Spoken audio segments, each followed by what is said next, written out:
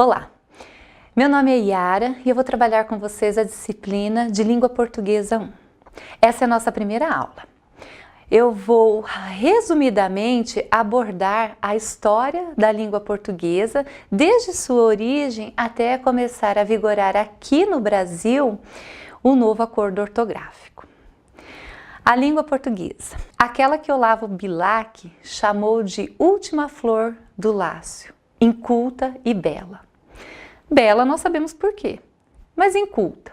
Inculta porque ela surgiu do latim vulgar e não do clássico. No mundo todo, há 193 países e cerca de 2.500 línguas. Parece muito, não é?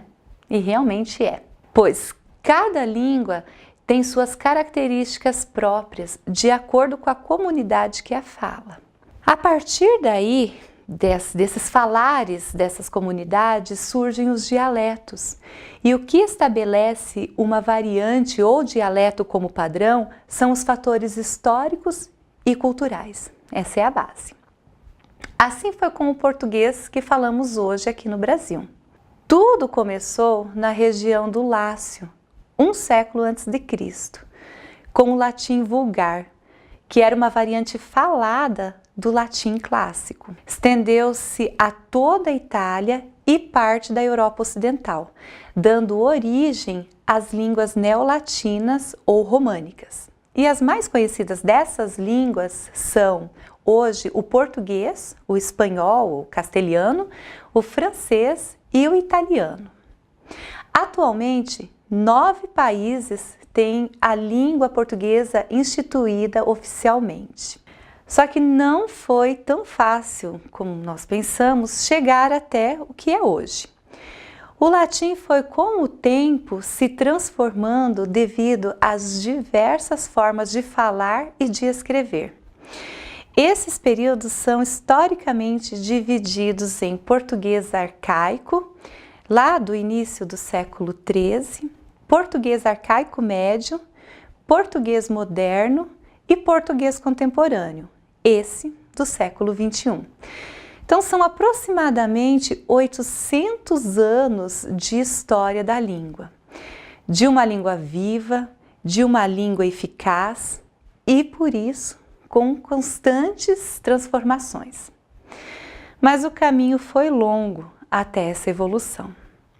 Lá no século V, com a queda do Império Romano e as invasões germânicas, também conhecidas como invasões bárbaras, o português arcaico se desenvolveu por meio de um dialeto românico, o galego-português. No século IX, o português passou a ser usado em documentos escritos. No século XIII, desenvolveu-se por meio de uma vasta e rica literatura. Em 1290, ele foi decretado a língua oficial de Portugal. Em 1516, foi o início do português moderno com a publicação do Cancioneiro Geral de Garcia Rezende. O que foi esse cancioneiro? Foi a compilação da poesia palaciana dos séculos XV e XVI, organizada pelo escritor Garcia Rezende, que resumiu cerca de 1000 poemas escritos por 300 poetas. Esses poemas, a maioria deles escritos em galego-português e alguns deles em castelhano, versavam diversos temas, como a situação política e econômica de Portugal e o amor à dama inatingível. Esse amor era cantado em poesias líricas. Em 1536, foi o início da normatização da língua a partir das primeiras gramáticas de Fernão Oliveira e João de Barros. Em 1990, finalmente foi firmado o novo acordo ortográfico por representantes dos países que falam a língua portuguesa. E essa trajetória até chegar a esse acordo de 1990 foi longa. No início do século XX, foi estabelecido em Portugal o primeiro formulário ortográfico de referência para as publicações oficiais e para o ensino. Em 1931, iniciativas de concretização de um novo acordo, as quais resultaram no Vocabulário Ortográfico da Língua Portuguesa de 1940 em Portugal. E no Brasil, em 1943, no Pequeno Vocabulário Ortográfico da Língua Portuguesa.